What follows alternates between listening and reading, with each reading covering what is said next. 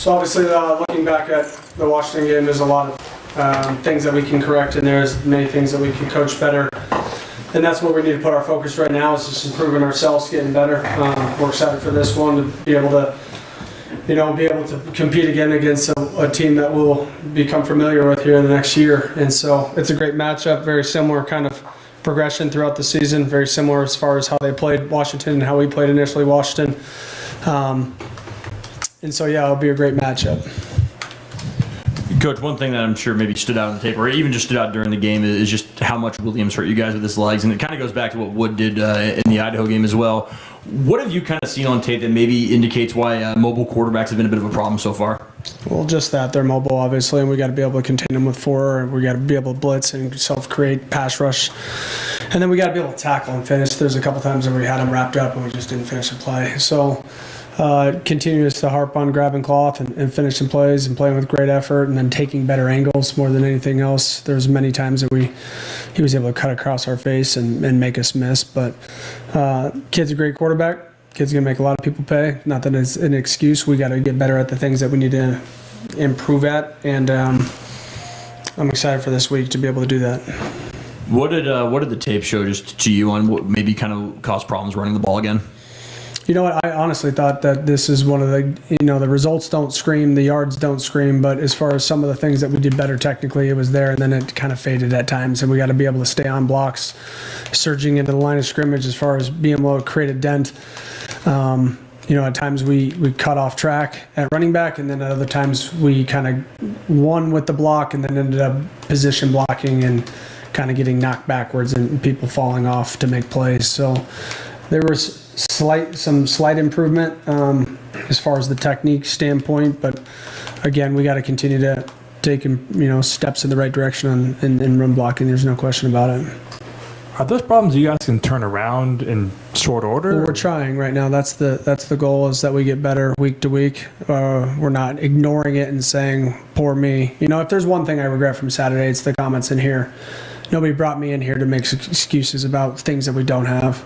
And then I see a soundbite, everything's a soundbite, about my comments that I made. They brought me in here to help create a winning program. I need to do that and keep my mindset on that and not complain about things that in the moment I don't control. I control the attitude of this football team, and we got to get ready to play our best football.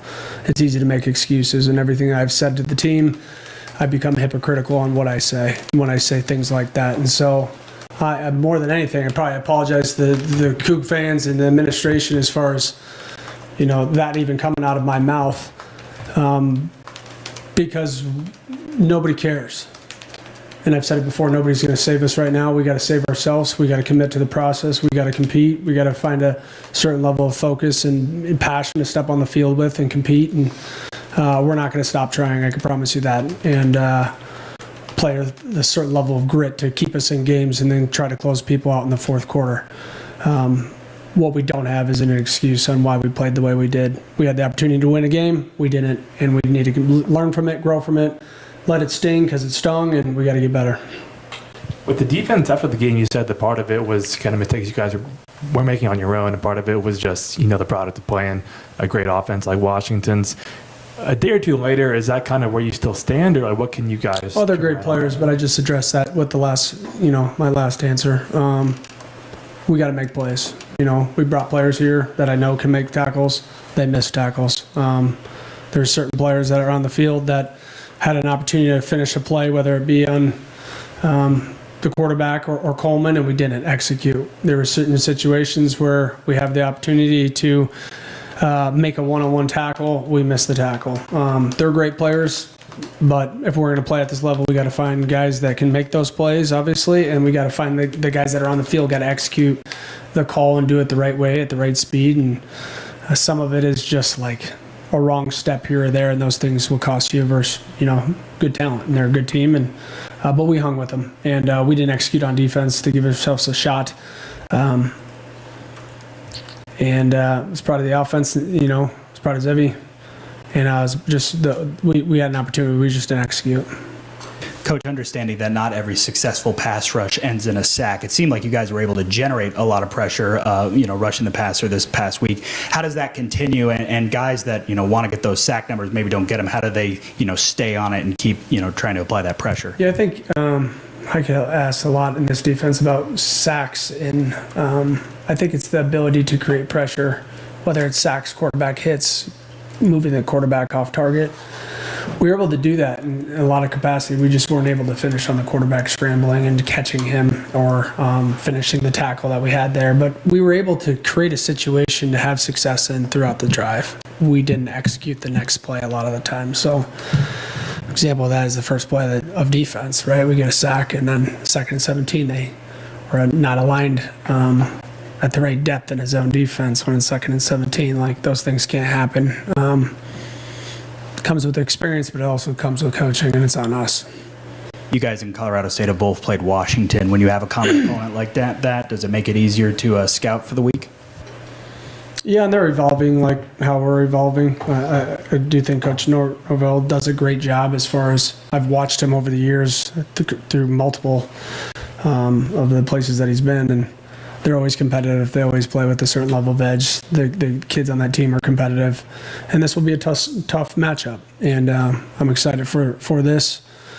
Obviously, going to be a future conference opponent, and we're going to see each other many a times. And I do believe he has a good team with him right now. They had a tough loss last game, but I think UTSA had some pieces too that transferred in that are pretty special as well. So we're not taking anybody for lightly in any way. We can't. We got to get ready to improve ourselves this week and put our focus on this one game. What kind of things have you seen from them? What are you preparing for matchup-wise? Well, they got to, as of what I know right now, the quarterback that's been playing, they're going to play the backup quarterback who's, he is a good quarterback, and I felt like the other quarterback had a couple really good games. I thought he played well versus Washington. Skill set wise, I do think that their O-line is big and they're long, and they do a good job in the run game, and then they do a good enough job in spreading the ball out to a lot of skill position players. Got a 6'8" tight end that can be a mismatch just off of length. I think their defense is stout up front and are really physical, and they play hard and they play together. So anytime that you see the effort show up consistently from one game to the next, regardless of the score, it's always going to be a tough matchup, and that's what we expect. Three-star prospect wide receiver Hudson Lewis flipped commitment from here to Utah. Any comments on that, and what does that mean for the future commitment I can't class? talk on recruits. And then what's the biggest challenge you see Colorado State present on the road? Well, obviously it's an away game for us, and we got to prepare to go on the road in what we expect to be a hostile environment. I've played there before. It's a great atmosphere. The quarterback is, does a good job. They got multiple threats. They, put in kind of reserve quarterback, and he's done a good job as far as being a really good athlete. I feel like the running back is solid. Offensive line is really long, and they got skill on the perimeter to compete. So defensively, they throw a lot of different looks at you, and they're physical up front, and they play hard together, and we got to be able to execute on our end. So with fourth quarter and last game, 28-0 for Washington at the end there, I mean, with sort of an avalanche of points late, very different than a lot of points at the beginning for the North Texas game. What big lessons can you sort of take from those two losses to move into Colorado State? Don't turn the ball over and be better on defense. What's the best way to execute that defensively down the stretch when the opponent has shorter fields like that if turnovers occur? Respond, play better defense, and don't complain about the circumstances. Well, looking at their O-line, obviously UW had 25 pressures. It looked like 11 came from one player in particular, one mismatch. How would you evaluate the Say that pass one more protection? time. Start over. Oh, sorry. So it looked like UW generated 25 pressures. Yeah. It looked like 11 of them were from Zach Durfee, I believe. Durfee, yeah. When you have that kind of mismatch, and kind of what lessons can you take from the pass protection? How would you evaluate how pass protection went?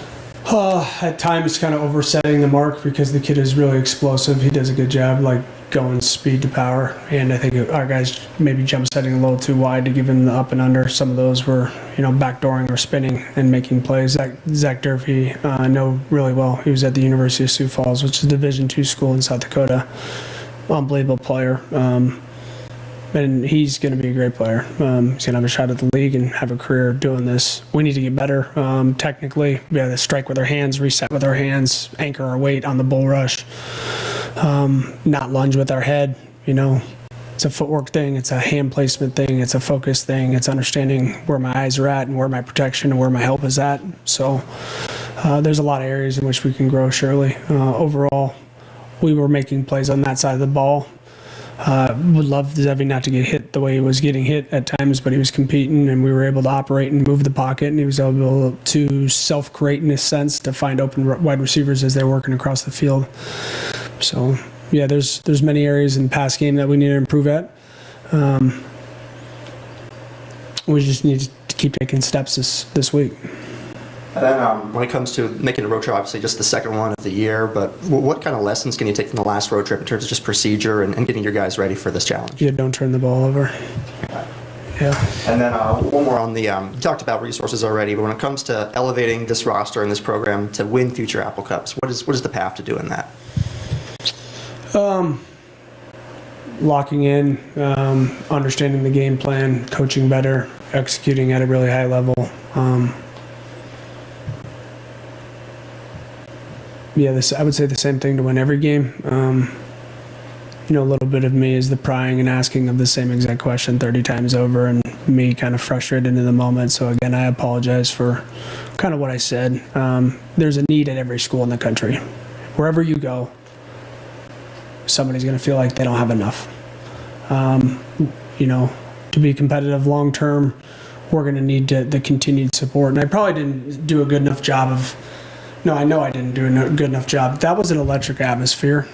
It was awesome, and that's kind of what I envisioned when I came to Washington State. That would be like every single game, and that's what it can be every game. But I understand that we got to put a certain level of product on the field to be proud of, to maybe create that ourselves as well. But I just hope that nobody loses faith in what we can do as a staff, as a team, because if we can generate that, that will generate success a little bit on its own. Because people and recruits and even your commits, that when they come back for that game, that's what they envision seeing, and that's what they envision being a part of. And so the more we can do that, and it does a lot. It does a lot for everything. Season ticket holders to the merchandise sales to the beer sales to everything. And I think we got to continue to put a competitive product on the field and keep working at that right now. It's not necessarily what I exactly envisioned or want to be at, but if you ask the team, that's no shock. They want to be better as well. But we're not going to stop competing and trying to become a better team. And that's going to be the same message really throughout the weeks. But if we can continue to show up and have the fans that were supportive and super spirited throughout that game and committed to us fully, we'll have success, because we'll just continue to elevate our games. And our guys were hyped up for that game, and that's what they kind of envision and want to play in front of week in and week out. It's easier to get up for those games. It makes it harder for your opponent to execute on both sides of the ball when the crowd is against you like that. So I was encouraged by that. Honestly, I was encouraged by that. I was just a little bit frustrated after the game, and that's probably my biggest regret of the whole weekend, is that comment, just because I prided myself on not being that guy that bitches and complains about what he doesn't have. That's how I got to this point. I've been that person my whole life, and I can't bleed into the poor me, so I'm asking the players not to. I got to be an example of that. So that, and as well as what everybody else on the outside world is, or in the Coug world is complaining about what we don't have and what conference is realignment. I don't control that either. I control the direction that this program goes, the mindset and the attitude of the players that want to commit to this and want to be here and want to build something special as we do it. We had an opportunity to do that on Saturday. We just didn't execute, and that's unfortunate, but we're not going to stop trying. What did you see from Zevi in the offense on Saturday that needs to carry over this week and the rest of the season be successful? I thought the play selection was good, like the variety of kind of the things that we did. We were able to hit open targets. Our guys caught a lot of contested balls. They caught a lot of balls that were kind of maybe falling, and our guys were going down and getting them. I thought the wide receiver play, for as far as when there wasn't a ton of open or drop passes. We got to run the ball better. I keep saying the same thing. The running game opens up the passing game, so the next article will probably be about me still ramming my head against running the ball. You just have to have success running the football for the wide receivers to get open even more than what they were. Okay, so that and Zevi did a great job creating with his legs. He did a great job moving on the run, and he did a great job leading entirely. So he was never down even after he threw the first pick. He maintained his composure. Took some hits, always finds a way to talk some trash. He's just a competitive kid. And, I'm proud of him just about this whole sequence of things. Is there any real difference to playing at elevation, or is that kind of overblown? Our guys weren't fazed by it the last time we went there, but that's just on prior experience. How have you seen Jackson kind of respond to the shift? Great. I think you guys make a bigger deal of how the actual team handles this. You know, you guys, from the outside, it looks like I just leave it hanging the whole week, the whole time. Everybody's known who's running with the ones and who the starting quarterback was. You guys just make it seem like they don't. And the players have been great. Zevi was great, Julian was great, and Jackson's been great. And Jackson, honestly, since I've been here, has been Zevi's biggest supporter, and they are really close. They spent a lot of time watching film together, and they're competing for a position, obviously, or were. And I think they both handled it really mature. And for Zevi to be a senior, the way he handled it and how encouraging he was to Jackson, we beat a good San Diego State team. We're not going to relive that, but we beat a good San Diego State team that just beat Cal they just shut Cal out, right? So there's sparks in there. We need to continue to progress and just take the right steps.